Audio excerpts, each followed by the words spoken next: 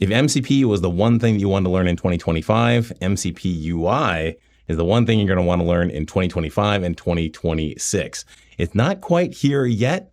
We're ahead of the curve, but this is really amazing stuff. So what is MCP-UI? Well, it's an extension to MCP, or the Model Context Protocol, which we use to extend LLMs, or large language models, or AI, to be able to do stuff in the real world. So in order for an LLM to be able to do anything, you have to give it a tool so it can basically tell the world what it wants. I want to go and add a note to this document or whatever. That requires a tool.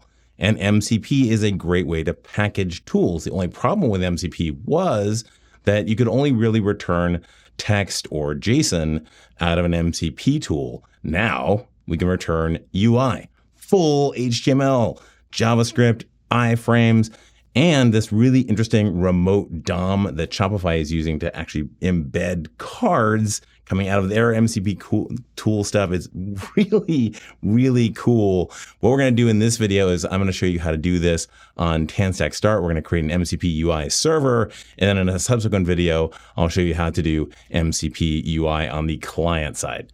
Let's get right into it. Oops, actually, one more thing. This video is brought to you by StormMCP. More about them in just a bit.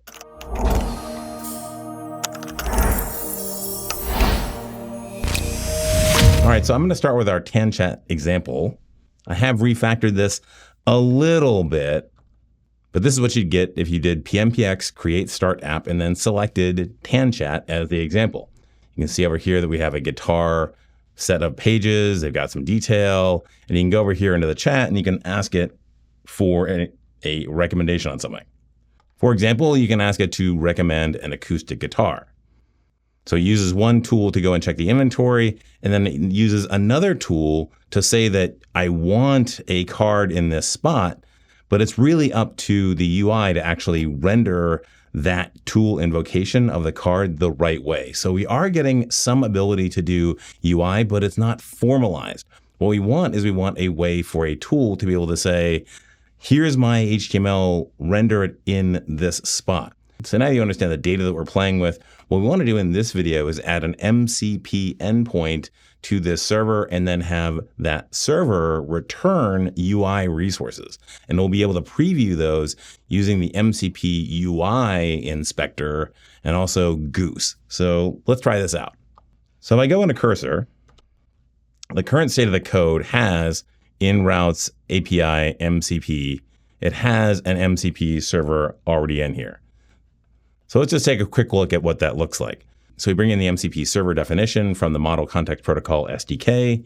We then create this MCP server. We're calling it guitar server. And then we use that server to register a set of tools.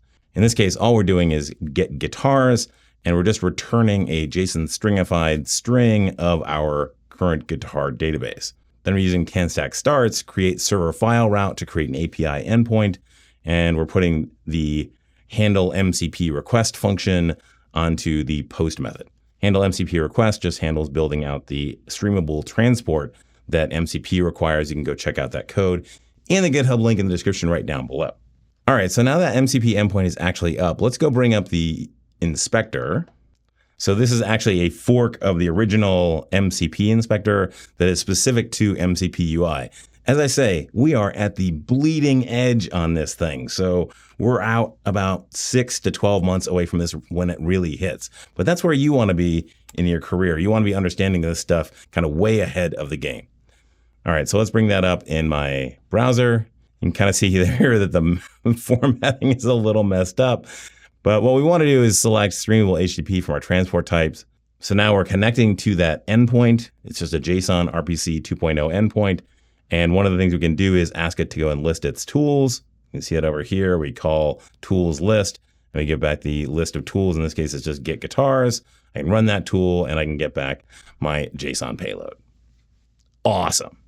Before we talk about MCP-UI options, let's talk about MCP over HTTP, specifically StormMCP. I've been doing a lot with MCP over HTTP lately because it's the easiest and most secure way to use MCP in your setup, and StormMCP makes using MCP over HTTP a snap. Check out all these amazing integrations you get right out of the box. Microsoft 365, the whole thing, Slack, tons of developer resources, business tools and process automation, project management tools right at your fingertips so you can mine your Jira and also automate around it. And the list goes on and on. And using these services is super easy. You connect to the service. Usually that means just giving it your API key. And then you create your own custom gateway, like I'm doing here, connecting the Astrodocs to Cloudflare. So I get a very concise RAG setup when I'm developing. And then after I do that, I select the tools I want and I get back a URL. It's as easy as that. I'll show you how I use one that I've already created that connects GitHub to Airtable. All you need to do is paste that URL into Claude and away we go. No more editing JSON or any of that crazy stuff. It just works. And now here's Claude using those StormMCP tools to take data from my code in GitHub and turn it into records in Airtable. And it works just as easily in Claude or Cursor. With Cursor, it's just a single click and Cursor takes care of all the rest. And you get monitoring of your gateway and logging. StormMCP is a powerful and secure way to do MCP over HTTP with easy access to tons of resources. If you haven't tried MCP, this is the easiest way to get started. Try it out today. All right, so now let's talk about our options when it comes to returning a card like this. So if I go over to the MCP-UI documentation site and I look under MCP-UI server usage and examples, we can see the different ways that you can output MCP-UI. So the core concept here is that when we have a tool invocation, we're going to return one of these UI resources. We're going to use the create UI resource function to build one. The key differences here are primarily around this content type. In the case of resource 1 and resource 2, the content type is just basically raw HTML, and that could include JavaScript as well. So you can basically just inject raw HTML into the MCP client's HTML page, which, as you might imagine, is not exactly secure. So what's option number 2? Well, option number 2, which is examples 3 and 4 here, is an external URL. And you wrap this external URL in an iframe, and thus it's very, very secure. The page is secure from what's going on inside the iframe, and the iframe code is secure from what's happening in its host page. So I think that's what we're going to use in our case. There is one more option, and that's remote DOM. I'm actually going to cover that in another video down the line. It's pretty complicated stuff. So what we're going to do in this video is I'm going to show you how to use this iframe approach in a TanStack Start context. Check it with that UI Inspector and then also with this really cool Goose application. All right, so the first thing we need to do is actually have a page here. So right at the top inside of routes, I'm going to go create a new frame, a new page. I'm going to call it iframe-guitar. I don't really need to put iframe in there. We just want to go and specify really that it is an iframe. Then I'm going to give it a route parameter so we know what guitar to display. Call that parameter guitar ID, and then we'll add on TSX at the end. Now I've added on a loader that's going to go get the guitar data on the server side, as well as a route component that's going to give us a nicely formatted guitar. So let's go try this out first, just directly. So I'm going to navigate over to iframe guitar and then go to ID number 4.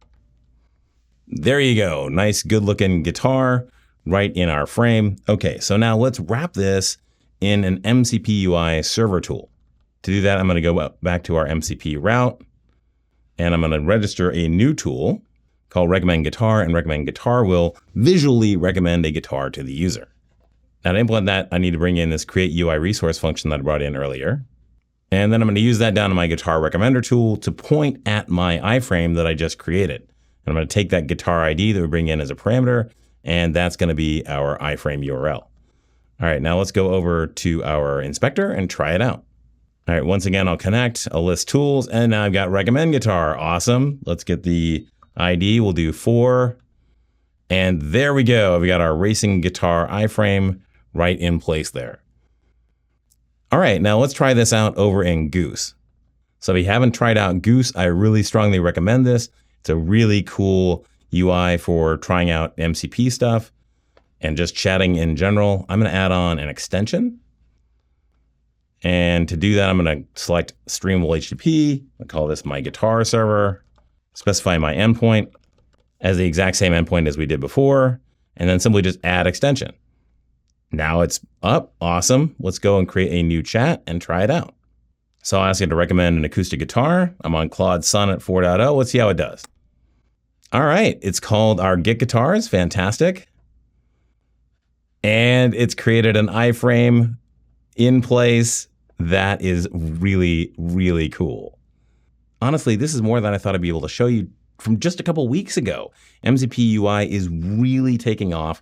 It's getting installed in more and more clients. It's becoming more and more of a standard as we go. Be sure to go and check out their Discord server. They have an active chat about the MCP-UI extension to the MCP protocol. But in the meantime, of course, if you like this video, hit that like button. If you really like the video, hit the subscribe button and click on that bell and be notified the next time a new Blue Collar Coder comes out.